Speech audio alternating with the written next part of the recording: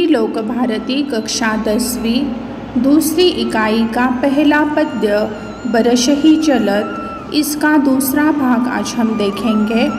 इसके रचयिता है गोस्वामी तुलसीदास। चौपाई की पंक्तियाँ मैं यहाँ पढ़ती हूँ। दादुर धुनि चहु दिशा सुहाई, वेद पढ़ही जनु बटु समुदायी। नव पल्लव भय बिटप अनेका, साधक मन जस मिले विवेका।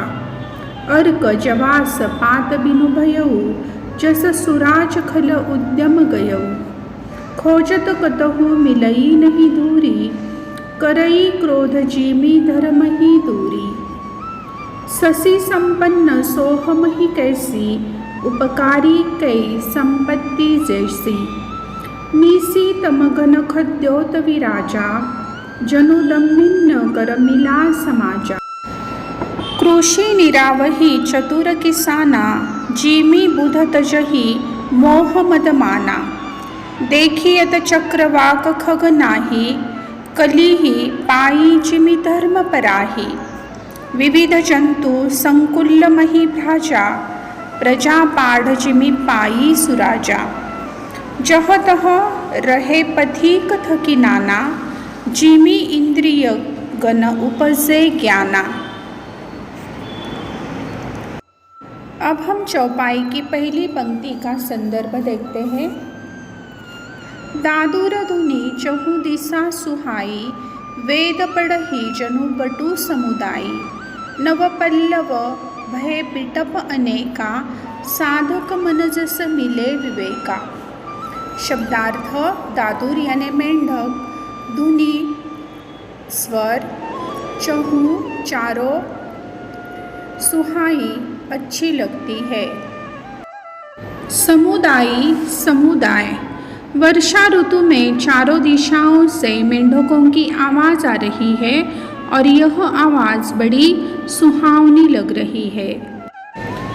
इन मेंढकों की आवाज़ सुनकर ऐसा लग रहा है जैसे विद्यार्थी समूह में बैठकर वेद का पठन कर रहे हैं। नव पल्लव भय बिटप अनेका, साधक मन जस मिले विवेका।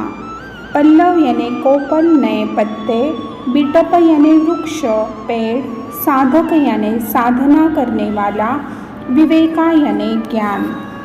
वर्षा ऋतु में अनेक हरे भरे वृक्षों में नए नए पत्ते आ गए हैं और इसके कारण वे वृक्ष हरे भरे और सुशोभित हो गए हैं। वे इस प्रकार सुशोभित हो रहे हैं जैसे कि कोई साधक है, उसका मन विवेक अर्थात ज्ञान प्राप्त हो जाने पर सुशोभित होता है, संतुष्ट हो जाता है। वर्षा ऋतु में चारों दिशाओं से मेंढकों की आवाज़ बड़ी सुहावनी आ रही है, जैसे विद्यार्थी समूह में बैठकर वेद का पठन कर रहे हैं। वर्षा ऋतु में अनेक वृक्षों में नए नए कोपल यानी पत्ते आ गए हैं और वे इस प्रकार हरे भरे सुंदर और सुशोभित हो गए हैं जैसे कि साधक का मन विवेक अर्थात ज्ञान प्राप्त हो जाने पर संतुष्ट हो जाता है। अर्क जवास पात बिनु भयऊ, जस सुराज खल उद्यम गयऊ। खोजत कतहु मिलई नहीं दूरी, करई क्रोध जिमि धर्म ही दूरी।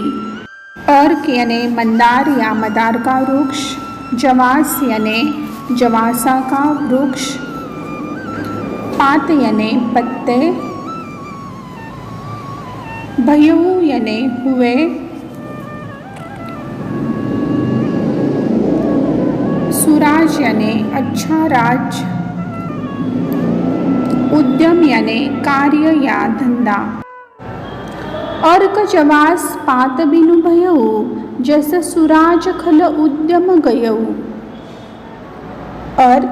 अर्क और जवास बारिश के दिनों में इस प्रकार बिना पत्तों के हो गए हैं जैसे सुराज्य में यानी जब एक अच्छा राजा राज्य के शासन को चलाता है तब उसमें दुष्टों का कोई स्थान नहीं होता।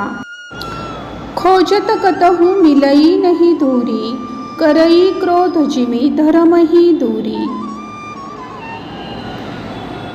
कतहु यानी कहीं भी, दूरी यानी धूल, धर्म ही यानी धर्म को। वर्षा ऋतु का मौसम होने के कारण पेड़ों पर, पत्तों पर कहीं भी धूल नहीं दिखाई दे रही है। यह धूल का अस्तित्व है, यह नष्ट हो चुका है। यह इस प्रकार नष्ट हो चुका है जैसे कि क्रोध साधक का विवेक हर कर उसे धर्म से दूर कर देता है। अर्क और जवास बारिश के दिनों में इस प्रकार बिना पत्तों के हो गए हैं जैसे सुराज में दुष्टों का कोई स्थान नहीं होता है। वर्षा के कारण इस पृथ्वी पर धूल का अस्तित्व नष्ट हो चुका है। वह इस प्रकार नष्ट हो चुका है जिस प्रकार क्रोध साधक का मन हर कर उसे धर्म से दूर कर देता है।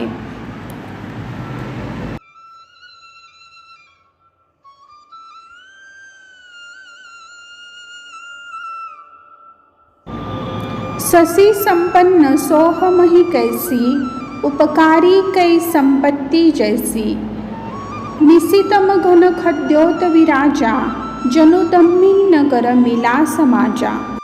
शशि चंद्रमा, सोह शोभायमान, निशि रात। चंद्रमा इस पृथ्वी की शोभा इस तरह बढ़ा रहा है जिस प्रकार उपकारी पुरुष की संपत्ति सुशोभित होती है, क्योंकि वह हमेशा परोपकार करता है, दूसरों की मदद करता है। निशितम घन खद्योत विराजा, जनुदम्मिन नगर मिला समाजा। शब्दार्थ। मही यानी धरती, पृथ्वी, तम यानी अंधेरा, खद्योत यानी जुगनू एक प्रकार का कीटक, दम्मिन यानी घमंडी, समाजा यानी समूह। वर्षा ऋतु के इस घनघोर अंधेरे में प्रभु रामचंद्र जी को चमकते हुए जुगनू देखकर ऐसे लग रहा है कि कोई घमंडी व्यक्तियों का समूह आ रहा है। चंद्रमा इस पृथ्वी की शोभा इस तरह बढ़ा रहे हैं जिस प्रकार उपकारी पुरुष होता है वह हमेशा परोपकार करता है, दूसरों की मदद करता है, इसलिए उसकी संपत्ति हमेशा सुशोभित होती है।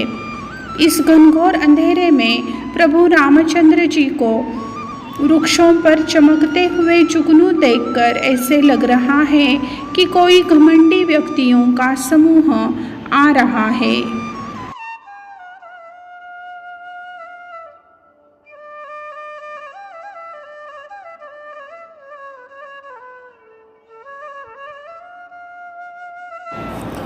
कृषि निरावही चतुर किसाना, जिमि बुध तजहि मोह मद माना।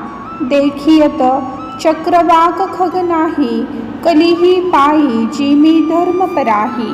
शब्दार्थ। निरावही यानी निराना, बुध यानी बुद्धिमान, तजहि यानी त्यागना।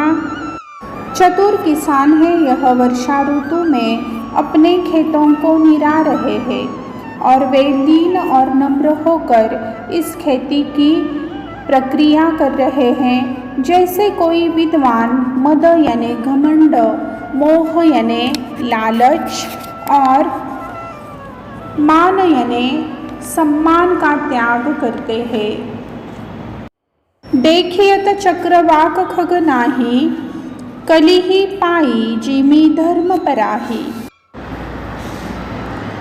शब्दार्थ हम देखते हैं। चक्रवाक यानी चकवा पक्षी, कलिहि यानी कलयुग, पराही यानी भाग जाना। चक्रवाक पक्षी इस वर्षा ऋतु में उसी तरह नहीं दिखाई दे रहा है जिस तरह कलयुग के आने से धर्म भाग जाता है, यानी लोग अपनी संस्कृति, अपने संस्कार भूल जाते हैं। इस घनघोर वर्षा में भी चतुर किसान अपने खेतों को निरा रहे हैं। जैसे कोई विद्वान मद यानी घमंड, मोह यानी लालच और मान यानी सम्मान का त्याग करते हैं। चक्रवाक पक्षी इस वर्षा ऋतु में उसी तरह नहीं दिखाई देते जैसे कि वे अन्य ऋतु में दिखाई देते हैं। उसी प्रकार कलयुग के आने से धर्म भाग जाता है, यानी जब कलयुग आ जाता है तो मनुष्य अपने संस्कार, अपनी संस्कृति भूलता है और वह नए मूल्यों को धारण कर लेता है। विविध जंतु संकुल मही भ्राजा, प्रजा बाढ़ जिमि पाई सुराजा। जह तह रहे पथिक थकी नाना, जिमि इंद्रिय गण उपजे ज्ञाना। मही का अर्थ है पृथ्वी, भ्राजा का अर्थ है शोभायमान, सुराजा यानी अच्छा राजा। इस पृथ्वी पर मनुष्य, प्राणी, जीव, जंतु, पेड़, पौधे, कीटक, जानवर, इनका अस्तित्व होने के कारण ये सुशोभित लगती है। यह सुंदर और आकर्षक लगती है। जिस प्रकार सुराज्य में प्रजा की बाढ़ आ जाती है। पथिक यानी राही, उपजे यानी उत्पन्न होना, ज्ञाना यानी ज्ञान। जह तह रहे पथिक थकी नाना, जिमि इंद्रिय गण उपजे ज्ञाना। वृक्षों के नीचे पथिक यानी राह चलने वाले राहगीर है। यह थककर ऐसे शांत बैठे हैं जिस प्रकार ज्ञान के प्राप्त हो जाने पर मनुष्य के सभी इंद्रिय थम जाते हैं और वह तृप्त हो जाता है। पृथ्वी, मनुष्य, प्राणी, पशु, पक्षी, जीव जंतु, पेड़ पौधे, कीटक इनसे सुशोभित हो रही है, सुंदर और आकर्षक लग रही है। जिस प्रकार सुराज्य में हमेशा प्रजा की बाढ़ आ जाती है। वृक्षों के नीचे पथिक इस प्रकार थक कर ऐसे शांत बैठे हैं जिस प्रकार ज्ञान प्राप्त करने के बाद मनुष्य तृप्त हो जाता है, उसकी सारी इंद्रिय थम सी जाती है। कबहु प्रबल बह मारुत, जह तह मेघ बिलाही।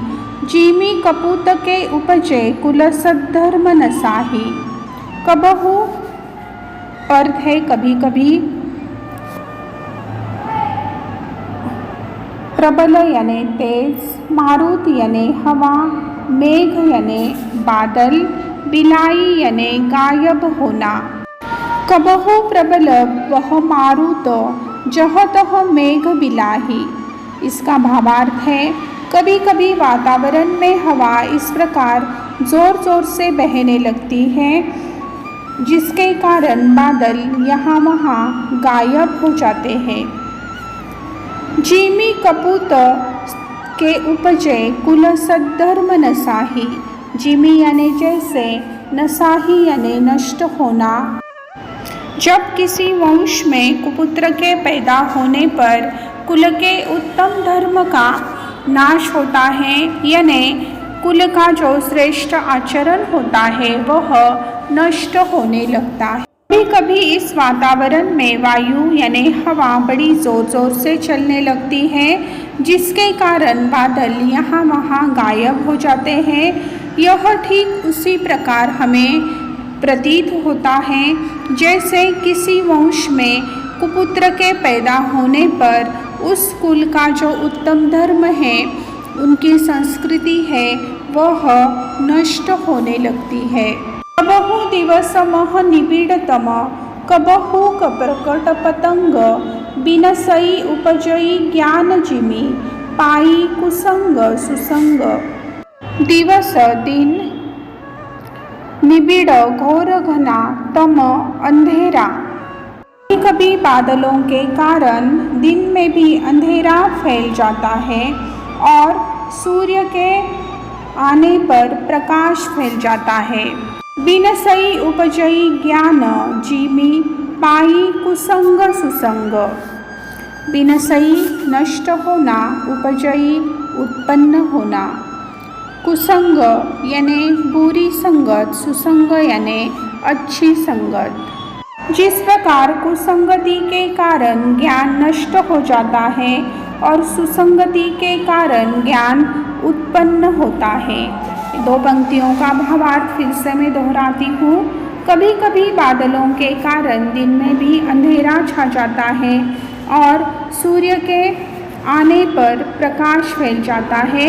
यह परिवर्तन ठीक उसी प्रकार होता है जब कुसंगति के कारण यानी हमारी संगति जब गलत होती है तब हमारा ज्ञान नष्ट हो जाता है।